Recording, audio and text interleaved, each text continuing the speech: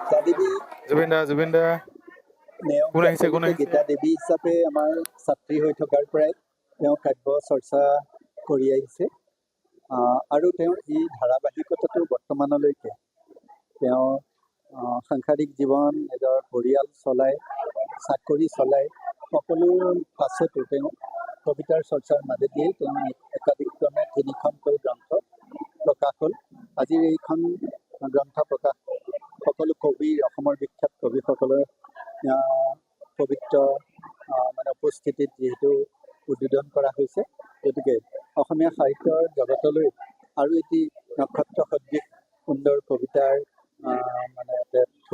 থুপি এটা আগবঢ়াইছে। গতিকে অসমীয়া সাহিত্য এই কবিতাখনৰ যোগেদিও ধন্য হ'ব। গতিকে আমি ভাবিছোঁ আমাৰ এই প্ৰান্তীয় অঞ্চলটোৰ পৰা এনে এগৰাকী কবি সাহিত্যিকৰ সৃষ্টি হোৱাটোৱে আমাৰ কাৰণে গৌৰৱৰ কথা। গতিকে মই আশা কৰিছোঁ গীতা দেৱী নেওগে তেওঁৰ এই কাব্য সাধনা আৰু যিটো পৰিক্ৰমা এইটো এনেদৰেই ধাৰাবাহিকতা ৰক্ষা কৰি আগবাঢ়ি যাওক তাকে কামনা কৰিছোঁ। ধন্যবাদ। মোৰ বাবে এটা বিশেষ দিন কেৱল কাব্যগ্ৰন্থ উন্মোচন কৰাৰ বাবে বিশেষ দিন নহয়, বিশেষ দিন এই কাৰণেই যে আজি বহুদিন বুকুত পুঞ্জীভূত হৈ থকা কিছু অনুভৱ, নীৰৱতাৰ শব্দখিনি, জীৱনবোধ, প্ৰেম, ভালপোৱা এই শব্দখিনি পুঞ্জীভূত এই শব্দখিনি আজি পাঠকৰ মাজত বিলাই দিছোঁ।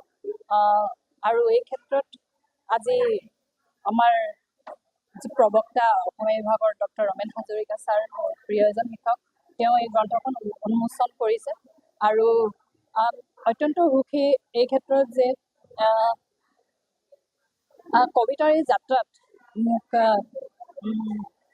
মোৰ আঁৰত থকা ব্যক্তি মোৰ স্বামী, তাৰপিছতে মোৰ প্ৰিয় শুভাকাংক্ষী, মোৰ বন্ধু বান্ধৱ যি মোক প্ৰেৰণা যোগাই আহিছে, মই এই ক্ষেত্ৰতে সহৃদয়তাৰে তেওঁলোকক কৃতজ্ঞতা জ্ঞাপন কৰিছোঁ, মোৰ মৰম যাচিছোঁ, ধন্যবাদ জ্ঞাপন কৰিছোঁ।